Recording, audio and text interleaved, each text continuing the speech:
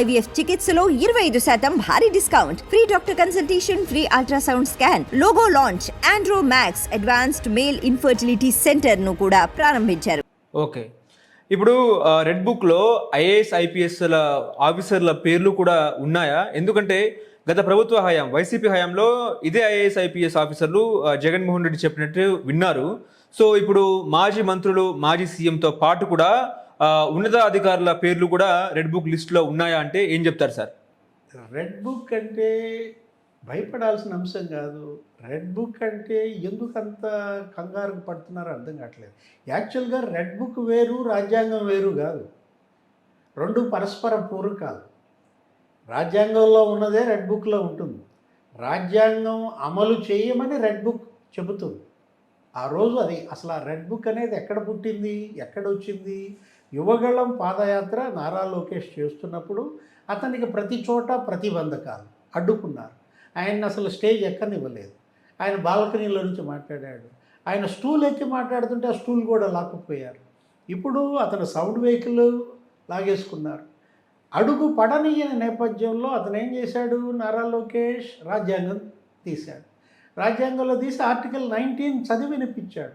Article 19 Ambedkar నాకు ఇచ్చాడు, assembly అయ్యే హక్కు నాకు ఇచ్చాడు. నేను ఏంటి శాంతియుతంగా, ఆయుధ రహితంగా నా వాళ్ళతో కలుస్తా, నా సందేశం వినిపిస్తా, ఇది నా హక్కు అని చెప్పినప్పుడు అయినా అక్కడ డిఎస్పీలు, ఎస్పీలు, ఆ రిషాంత్ రెడ్డి ఆధ్వర్యంలో ఆయన్ని నడవనివ్వకపోతే తీసిన పుస్తకం రెడ్ బుక్. అంటే రెడ్ బుక్ అనేది వేరు కాదు. ఒక చేతితో రెడ్ బుక్, మరో చేతిలో రాజ్యాంగం పట్టుకుని నడిచాడు నారా లోకేష్. అందుకే అంటోంది అవి రెండు కూడా ఏంటి? ట్విన్ బుక్స్, సయామి ట్విన్స్గా చూడాలి. రెండిటి ఆత్మ ఒకటే. రాజ్యాంగం అమలు చెయ్యని వాళ్ళ పేర్లు రెడ్ బుక్లో రాస్తున్నా అన్నాడు. ఎవరైతే ప్రాథమిక హక్కులు, ఎవరైతే మనకు రాజ్యాంగం ఇచ్చినటువంటి అధికారాలు హరిస్తున్నారో వాళ్ళ పేర్లు ఉంటాయన్నాడు. ఆ పేర్లు రాశాడో తెలియదు, రాయలేదో తెలియదు, కానీ పుస్తకం ఉంది, అది చూడంగానే వీళ్ళు బెంబేలెత్తుతున్నారు. ఇప్పుడు ఏంటి దానిలో నాయకుల లేకపోతే అధికారుల అని అడిగారు. ఎవరి పేర్లు ఉన్నాయి అంటే అది ఆయనే చెప్పాలా? ఎవరు? నారా లోకేష్ చెప్పాలా? 2 నెలల్లో వీళ్ళేమో గగ్గోలు పెడుతున్నారు. ఏమని? ఓపెన్ రెడ్ బుక్ ఓపెన్ అయిందంటారు. ఆయనేమో అసలు ఇంతవరకు అది ఓపెనే చేయలేదంటాడు లోకేష్. ఇవాళ రెడ్ బుక్ ఓపెన్ అయినా ఓపెన్ కాకపోయినా అది అసలు అప్రస్తుతం. ఇక్కడేంటి? చట్టాలను అతిక్రమిస్తే, నిబంధనలను కాలరాస్తే, హక్కులను అణిచివేస్తే రాజ్యాంగం తన పని తను చేసుకుపోతుంది. చట్టాలు ఇవాళ వాటిని పరిరక్షించాల్సిన బాధ్యత పాలకులపైన ఉంది. చట్ట ఉల్లంఘనలకు పాల్పడిన వాళ్ళని శిక్షించాల్సింది న్యాయస్థానాలు. అంటే రెడ్ బుక్ పాలనే ఏపీలో జరుగుతుందంటారా? ఈ ప్రశ్న ఎందుకు అడుగుతున్నానంటే పెద్దిరెడ్డి కానీ, జోగి రమేష్ కుమారుడు మీద అటాక్ చేసినారు.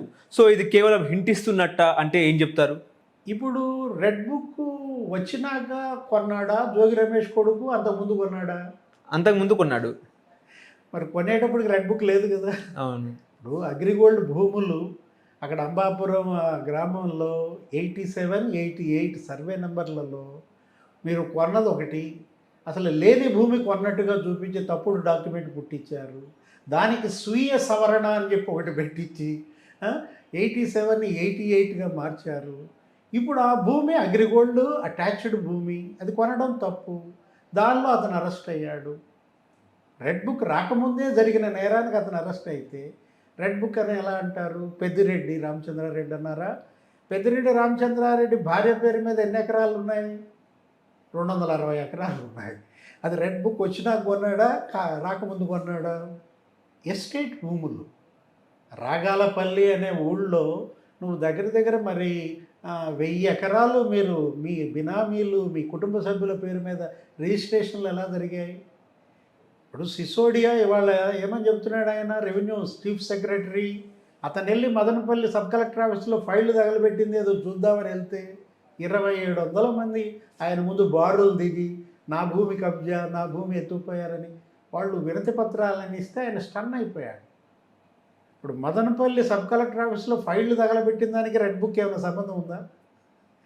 ఏంటంటే తప్పు చేసిన వాళ్ళకి శిక్ష తప్పదు. కానూన్ కా హాత్ బహుత్ లంబా హయా. వీళ్ళు ఎక్కడికి పారిపోయినా అది పట్టుకుంటుంది, శిక్షిస్తుంది అన్నమాట. మీరు ఇవాళ పరారైతే ఎన్ని రోజులు పరారవుతారు?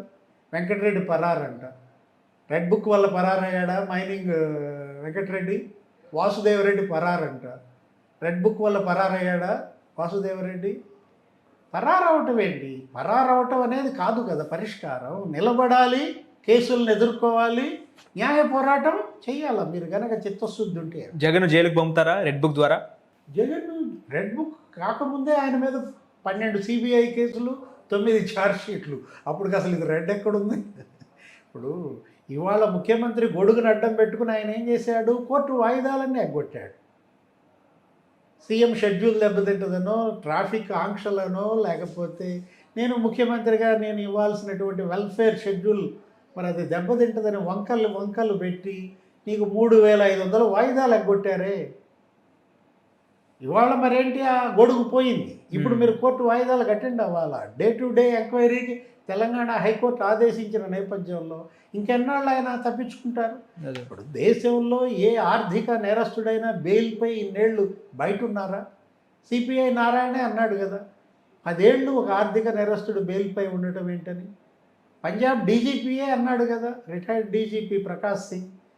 ఇది ఒక న్యాయ వ్యవస్థకే ఒక పెను సవాల్ అన్న నేపథ్యంలో అటు దర్యాప్తు సంస్థలు, ఇటు న్యాయ వ్యవస్థ 135 డిశ్చార్జ్ పిటిషన్లు వేస్తారా?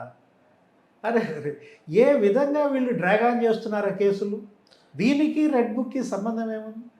జగన్మోహన్ రెడ్డి అరెస్ట్ అయినా, జైలుకి వెళ్ళినా అతని నేరాలు, అతనిపై ఉన్న అభియోగాలు, సిబిఐ ఈడీ కేసులు అది గతం. ఇప్పుడు ఈ 5 ఏళ్లలో మళ్ళీ 5 లక్షల కోట్ల అవినీతి అంటున్నారు. వీటిపైన ఇంకా ఏమీ ఎంక్వైరీలు జరగట్లేదు, ఇంకా ఆదేశాలు రాలేదు. ఏదో ఏసీబీ, సిబిసిఐడిఐ జరుగుతారు.